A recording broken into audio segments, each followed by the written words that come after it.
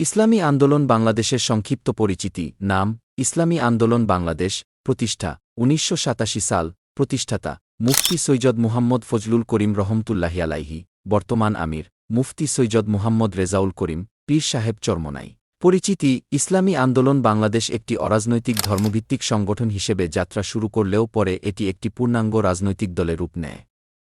এর মূল লক্ষ্য হচ্ছে বাংলাদেশে ইসলামী শরিয়াহভিত্তিক রাষ্ট্র ব্যবস্থা প্রতিষ্ঠা করা দলটি সংবিধান অনুযায়ী গণতান্ত্রিক পথে ইসলামী আদর্শ বাস্তবায়নের জন্য কাজ করে যাচ্ছে মূলনীতি ও লক্ষ্য ১ ইসলামী হুকুমত কায়েম কুরআন ও সুন্নাহর আলোকে রাষ্ট্র পরিচালনা ২ আখলাকি সমাজ গঠন দুর্নীতি মাদক জুলুম ও অন্যায়হীন সমাজ প্রতিষ্ঠা ৩ আন্দোলন ও সংগ্রাম ইসলামী আদর্শ বাস্তবায়নের লক্ষ্যে শান্তিপূর্ণ ও সাংবিধানিক আন্দোলন ৪ তরুণ প্রজন্মের ইমানি চেতনা জাগ্রত করা সংগঠনের অঙ্গসংগঠন ইসলামী যুব আন্দোলন ইসলামী শ্রমিক আন্দোলন ইসলামী ছাত্র আন্দোলন বাংলাদেশ মহিলা ও শিশু সংগঠন রাজনৈতিক অংশগ্রহণ